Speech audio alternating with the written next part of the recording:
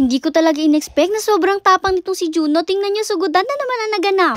Si Juno na nga ang pinalabas today kasi nga maliligo siya. At tingnan nyo naman, excited na excited. Akala niya pupunta sila sa off-leash area. Pero ang tuwa rin naman nga niya kasi nga tinalian na nga siya ng kuya niya. Pero alam nyo ba, after nito naloka talaga ako kasi nga unexpected, si Juno sinugod niya yung mga doggy dito sa labas. Pero feel ko naman, friendly sugod yun. Parang gusto nga lang niyang lapitan, amuyin at kalaruin itong mga to. Pero yun nga lang, alam ko talaga may pagkasuplado itong si Juno. Kasi naalala ko nga nung pumunta dito sina Sir Raymond at kasama nila si Cannonball. Nung sumilip nga si Cannonball sa kwarto namin and dun pa kasi nagsistay si Juno, talagang inaway nga niya, tinakulan si Cannonball. Tapos nung sa Sir Raymond naman nga yung sumilip, talagang inaway din niya. Pero feel ko kasi nagiging territorial lang din talaga siya doon. At syempre, pinoprotektahan lang din nga niya yung aming kwarto at ako. Kasi nga para sa kanya yun yung bahay niya. Kaya naman pag may sumisilip, nagagalit talaga siya. And si Juno, alam nyo ba, madalas talaga napakatigas ng ulo niya. Talaga nagagalit din siya sa mami, sa mga kuya niya. At madalas nga kapag hindi nila kaya si Juno, talaga akong tinatawag nila. Kasi si Juno hindi siya nag-aarte sa akin. Alam nyo kasi itong si Juno, minsan may tendency siya na manakot yung kala mong kakagatin ka, gano'n. Pero sa akin, never niya nga yung ginawa. Siguro nga dahil alam niya na ako yung mommy niya or yung pinaka-owner niya. Anyways, pabalik na nga sila dito. Tingnan niyo itong brown na doggy, nakatago nga di isa nakasuksok sa gilid. Ewan ko ba, takot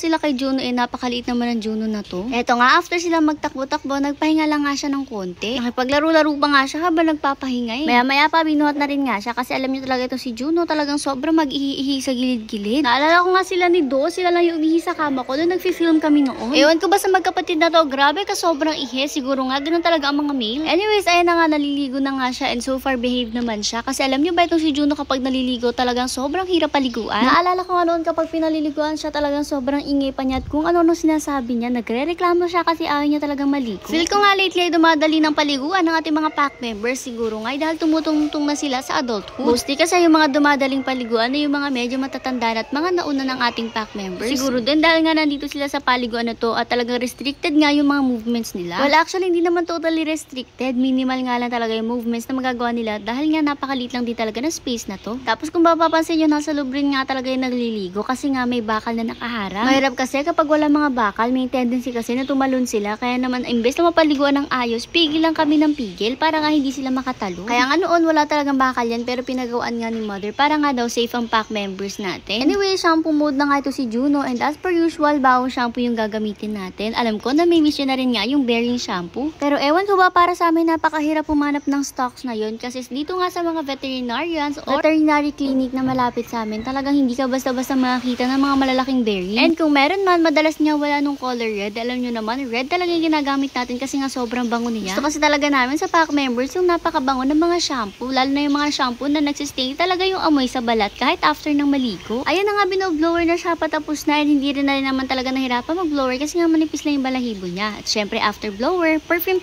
na nga lang yan para sobrang bango at sobrang pogi na ng anak ko. Nahirapan lang nga talaga pagpo-perfume kasi alam niyo naman itong mga